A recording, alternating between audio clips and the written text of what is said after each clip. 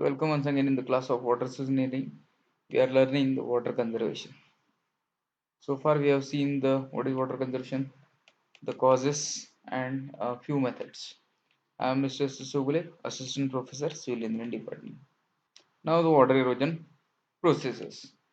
The factors affecting water erosion, type of erosion, assessment of erosion, modeling of erosion, control measures for the soil erosion, cause of landslide in the watershed having hilly terrain. So these things we are going to see. Now the water erosion control practices. So reduce the runoff velocity, that is slope management, then waterways, diversion channels, engineering structures, etc. So strip cropping is a very effective and inexpensive method of controlling the soil erosion. So basically, due to higher velocity of this runoff, so much soil erosion is taking place.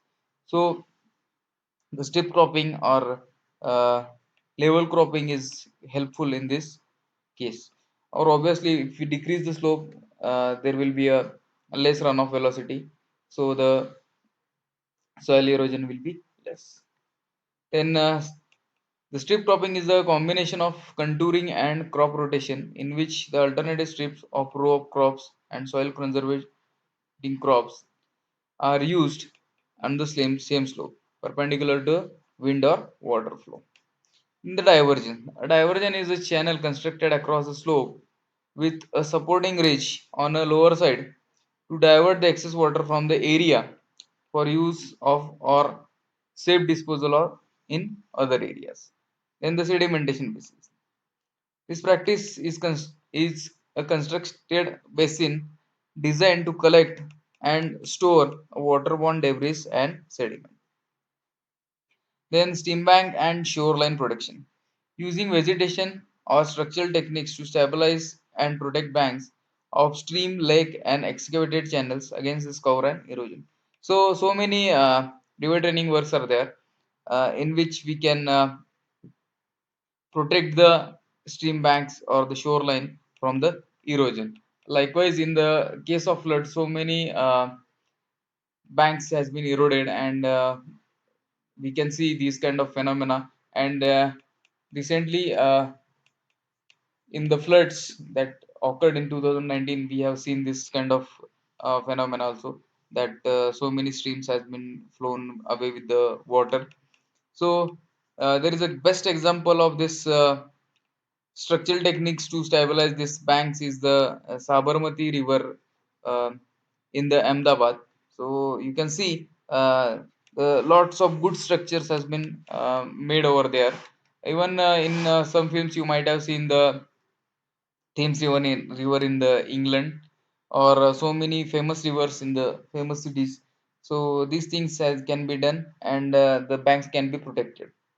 Then the structure for the water control. This practice is a structure that conveys water, controls the direction and or rate of flow, or maintains a desired water surface elevation.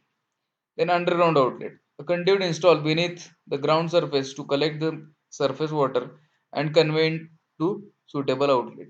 Mulch. It is a type of protective covering which is in direct contact with the ground, provides a more protection than canopy cover. So basically, we you might have heard with the about the mulching paper. So same thing is there. This paper or this covering is used to protect the erosion. So even if the water is falling on this particular mulch, it will flow away from that particular mulch. It will not come in the contact with the ground. Then obviously the advantage of this mulching is the control of weeds also. So this is kind of beneficial thing, and so many people are adopting these kind of techniques. Then terracing is a combination of contouring and land shaping, in which earth embankments or ridge are designed to intercept runoff water and channel it to a specific outlet. Terraces reduce the erosion by decreasing the steepness and the length of the hillside slope, and by preventing the damage done by the surface runoff. So basically, it is the technique of contouring and land shaping. We can make the land kindly a plain kind of structure like our terrace. so that the water velocity is low, and we can provide the outlets wherever we want, and we can control the flow so that there will not be any erosion. Then these are basically two types of terraces, that is bench terrace and broad base terraces. In bench terrace, perhaps the one of the oldest form of terrace is used to reduce the land slope. The broad base terrace, on the other hand, is used to control and retain the surface water on the sloping land. The vegetated waterways are built to protect the soil against the erosive forces of a concentrated runoff from the sloping land. So basically, obviously, this vegetation keep the soil on its place with its root, or with holding the soil with its roots. So that is again the protection against the soil erosion. Then by collecting and concentrating overland flow, waterways absorb the destructive energy which causes the soil erosion and the gully formation. Waterways can have cross sections in parabolic, trapezoidal, or triangular form depending on the functional requirement. Several of these requirements are climate, channel capacity, and the desired flow velocity. Grass lining should be hardy, dense, growing perennial adapted to a geological region and soil. The grass should be cut periodically, fertilized as needed, and subjected to prolonged traffic, either livestock or vehicles. The contouring entails performing all tillage and planting of the crops on or near the same elevation or contour. It is applicable on relatively short slopes up to about 8% steepness and fairly stable soils. By planting across the slope rather than up and down a hill, the contour is slow or stop the downhill flow of the water. The water is held in between these contours, thus reducing water erosion and increasing the soil moisture. The strip cropping is a very effective and inexpensive method for controlling the soil erosion. Strip cropping is a combination of contouring and crop rotation in which the alternative strips of row crops and soil conserving crops are grown on the same slope perpendicular to wind or water flow that we have seen earlier. When the soil is detached from the row crop by the forces of wind and water, the dense soil conserving crop traps some of the soil particles and reduce the wind translation and runoff. The land use and management practices.